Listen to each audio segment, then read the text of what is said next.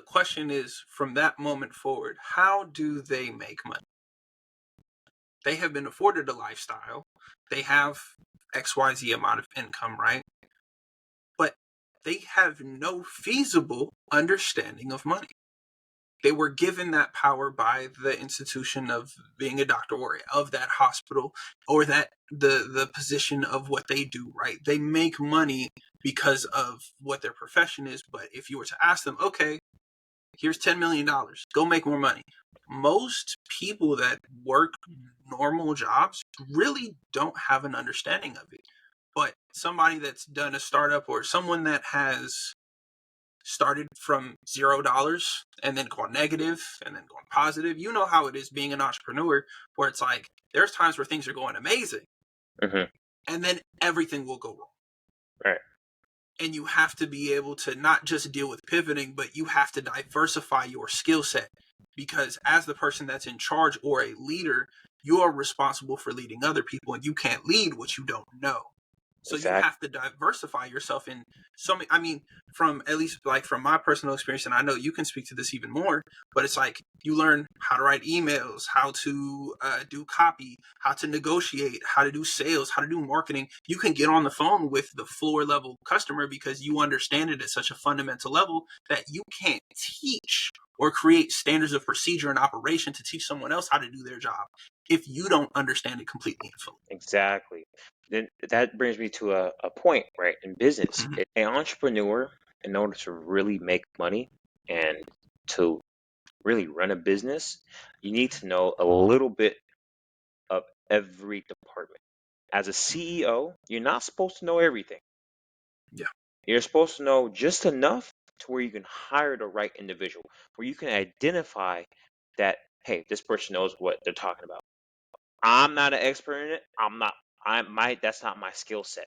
As a CEO, your skill set is your ability to lead, your ability to dream, your ability to inspire other people, rally behind them. The kings weren't the best fighters; they were the best speakers, right? Now, maybe in Sparta and some other very military militaristic capitals, kings were appointed through combat.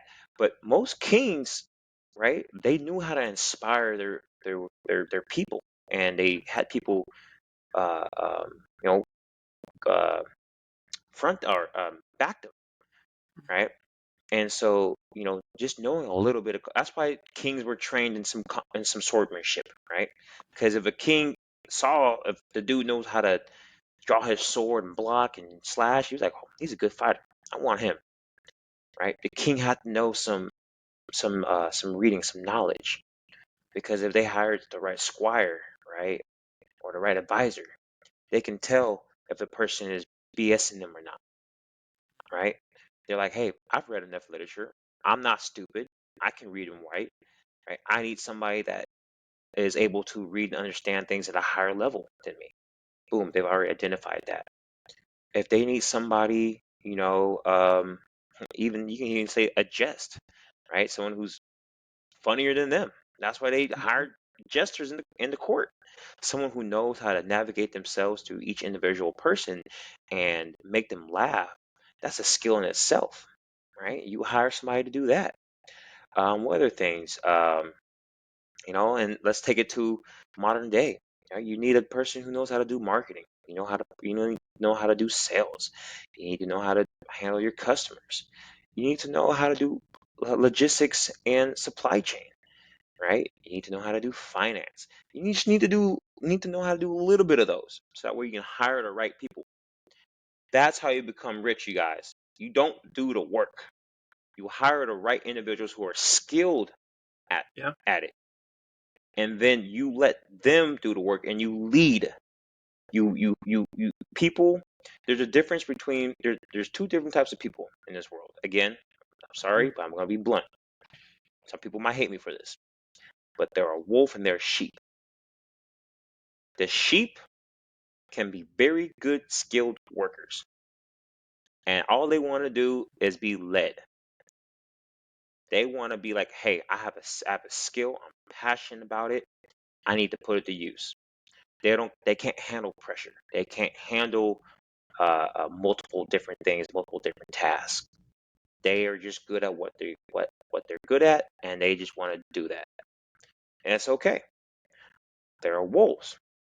Wolves like to herd the sheep. They like to pick the best sheep out from the herd and bring them into their team. They recognize and they see who the meatiest sheep is, who got the most wool, right? And then they bring it over and they say, "Hey, I'm building the team. I have this vision. I've identified you guys are the key players, and I want you guys to do your individual tasks, and I want you to do them well. I will collectively bring everything together because this is ultimately my vision, and then from there, we will build a business and make it flourish." But once you have that understanding of life, things become a lot easier. You can then tell yourself you can tell yourself, who am I? What type of person am I? Am I somebody who just likes to work and I'm passionate about something, or am I somebody who likes to do a little bit of everything? You Once know what? you I think Go that ahead. that reminds me of a quote that Elon Musk had, which I think completely encapsulates what you're saying in modern day language, right? Which is, I don't have an MBA, but I hire a few, right? Exactly. The board of You directors don't need to do it. doesn't have MBAs, but they hire a few. Exactly. You don't need to do it. They, And you know what? I think, and this is something that within like the interpersonal communication of the people that I keep around me, or the people that I know, where like when I talk to them and they're like, "Oh, well, I might want to go get an MBA in business to start a business," right? And I always tell them, I'm like, that's not gonna help you. Like, no. you need the real life experience. There is no better teacher than failure. Yep. So go fail and fail fast and pivot. Just as long as you don't fail, as long as you don't quit, you never As long fail. as you don't exactly. As long as you You. know, as long as you pick yourself back up and you Mhm, say, okay, now I know what not to do. mhm, It's people are gonna talk down on you. People are going to say, "Oh, blah blah blah blah blah blah." Blah. Who cares? People mhm. just like to talk. People. The reason why the news Literally. is a multi-billion-dollar company is Mhm. that people are so invested in other people's lives because they don't like their lives. So Yeah. they need something to talk about. Absolutely. And You know. it's not that having an MBA isn't valuable. However, if you talk to anyone that has an MBA, right, and you ask them, okay, what skills did you learn? Like what was it that you were learning? It's high level management. Mhm. That's what you're learning. And I'll say this, even I think there's a difference between being a founder and being a CEO, right? If you're a founder, you're building it from the ground up. Yes, you might hold the title of a CEO, but that's nothing but a title, right? Like, someone, and then eventually when you get to a certain threshold, you want to hire someone to run this. The point Oh yeah, of starting a business yeah. is to not have to work it every day. Run it It's supposed to be an asset that works on its own. But exactly. more often than not, a lot of people put themselves in the trap of making a high paying job, which that's great, but you end up being suffocated. And also that limits your growth. Because if you look at the longevity of the people, the if you look at success, only pay attention to the people that have done it successfully. And the people that have done it successfully, like if you look at Jeff Bezos, or you look at large Fortune 500 companies, right? The things they obsess about are the customers. They're so obsessed with the process of how they make money that they exceed, and that's why they're able to run at a deficit and run companies that last for 10, 15, 20 It years. all starts with the customer. Yep. You, whatever product, whatever thing you're trying to build or do, take yourself out of it. Take yourself out of the equation. Yeah. Get on the ground, talk to your customer, understand your customer, then build the product. You should not even touch or think about your product. Once you have identified who you want to target and you have a idea of what you want to do, Go out there and ask, talk. Hmm. This should be a discovery phase for months. Absolutely. You know. Because when you start selling, it doesn't matter what your product is, but the reason why people spend money is because they feel seen and heard. Right? The Hmm. reason why someone that weighs 300, 400 pounds is going to buy a Peloton is because they see a version of themselves, right? But because they understand who their product market fit is to such a high level, Hmm. I understand, and I mean the level of mind tricks that are used on such a daily basis that we don't Oh acknowledge God, or realize man. is Yeah. absurd. But Once it's still the you're, matter of yeah. you Hmm. you identify with it, right? There's a reason why Black Americans drive Mercedes Benz more than any other population base. There's Oh a yeah. reason. It's because there's a brand image, there's a narrative that we There's a, subscribe to, exactly. They pushed it on us, and now it's stuck on our culture, right? It's, and we hey, feel seen and heard whenever you're exactly. driving it. You feel, and here's the thing though, is that there's levels to it, right? You should not There's touch a Mercedes. And look, I made the mistake. You should not touch the oh, Mercedes unless you're making $500,000. Okay. I mean Take you're it from not me, guys. wrong. Do not buy a Mercedes unless you're making 500K. You Maybe still got it. 400. Hmm? You still got it. You still have your Benz. Yeah, I still have it. I still have it, but Whew. it's not a good investment. I take it from Yeah. me. It is Mm-hmm. not a good investment. I should have put that in a house and Could have put it to work. I could have put it to work. But I Mm-hmm. I will admit I bought into the narrative. I bought into the narrative, Hey, but you learned and the lesson but I and you learned my pivoted. lesson. That's what counts. Mm-hmm. Mm-hmm. That's what It's counts. an expensive lesson. It's an expensive lesson. It's very. I'm still paying it to this day. It's an expensive lesson, but Mm-hmm. uh, it's a lesson that I'd rather go through right now than Mm-hmm. go through when I have kids and a family, and Absolutely. and then realize we don't need this. We can get a good old Mm-hmm. Hyundai Accord, okay? Unless I'm making a million plus, we don't need Mm-hmm. this, and I will be making a million plus, so I Mm-hmm. probably will get another one, okay? Eventually, when you can Eventually, Turo it out on the side. Hey, no, no, no.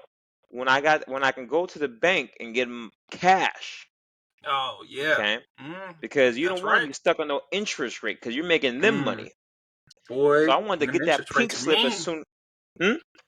I said, and those interest rates are mean. Oh, which is me. I mean, you just think about the car's worth Hmm. like 90K at that time.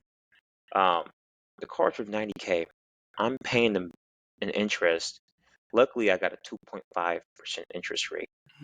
Okay, Yeah, good negotiation. That's good negotiation. yeah. Um, a 2.5 interest rate on it.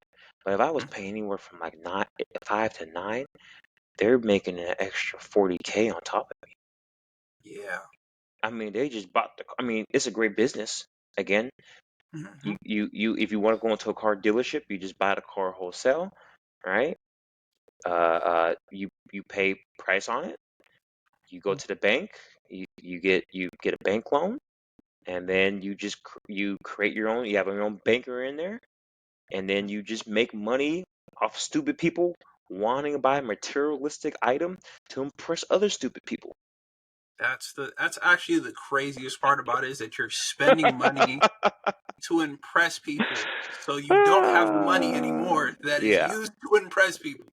But it's it's a it's lot of America, man. unlearning education, and I think that this is a great resource for people to even, speaking of the book, a lot of understanding power is understanding where you stand in the power dynamic.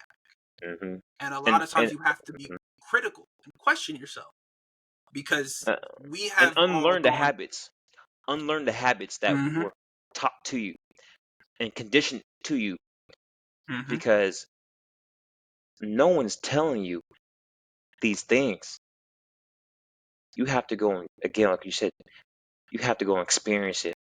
But guess what? If someone, a mentor, that's why mentorship is very powerful. If a mentor can tell you these Hmm. things, you can skip the bullshit and you can You can get the make lesson money. without the You can pain. make, exactly.